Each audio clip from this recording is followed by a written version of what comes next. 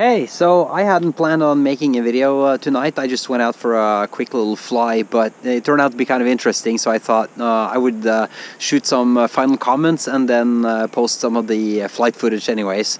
So earlier today was super windy, but I decided that I'd go for a look, and it was kind of too windy to fly, so I went for a bite to eat, and then after I ate, I was looking at some flags down in town, and I decided, oh well, it doesn't look so bad, it'll be okay.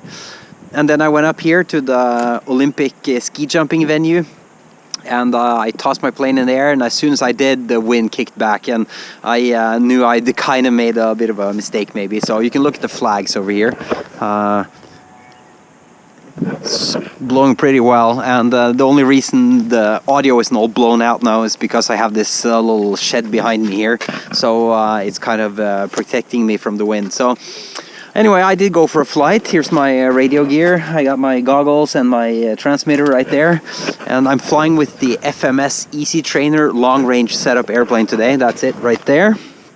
It was so windy up there, and I think I made a speed record for me anyway with the Easy Trainer. 125 kilometers an hour flat, that's quite a lot. It glides naturally at about 30 kilometers an hour, and max speed tends usually to be about 70, so that tells me I must have had about 50 kilometers an hour wind up there.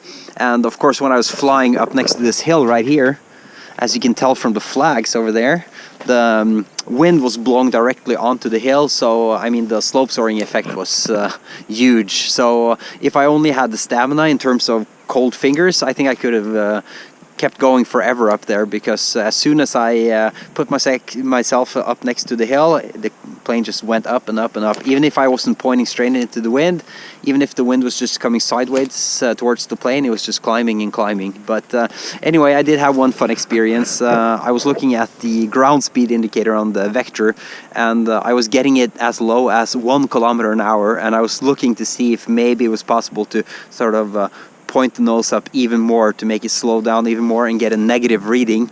I didn't manage to get that, so I got to 0 and then it stalled out. But I tried it once again, and then the distance to home indicator actually turned into a question mark for a second. So I don't know if that's because of something else, or maybe if the vector actually registered the plane pointing one direction but moving in the other, so it just gave me a question mark, thinking that it must have been an erroneous reading. I don't know, but anyways, it was really windy and bumpy up there, and from that perspective it wasn't a great FPV flight, but it was a lot of fun to kind of watch the readings of all the instruments and see how the plane behaved as the wind was blowing. And behind me, the wind was just picking up as I was standing there flying. I could hear like paper cups and stuff flying over the ground behind me, and I could hear the ropes on the flags up there on the wall there just flapping away. So it was getting worse and worse, and I was thinking I'll try to last as long as I can in terms of cold fingers and just see how far I can keep going, and then maybe at some point there will be a lull in the wind, and then I can come in and land. Obviously, to sort of point my nose up against the wind, I had to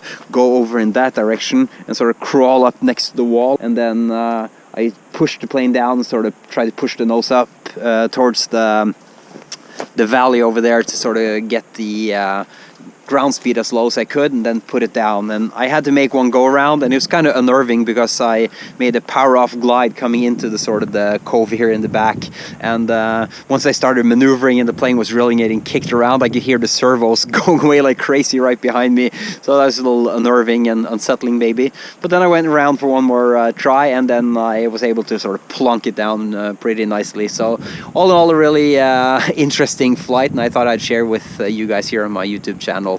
Thanks for watching. Bye bye.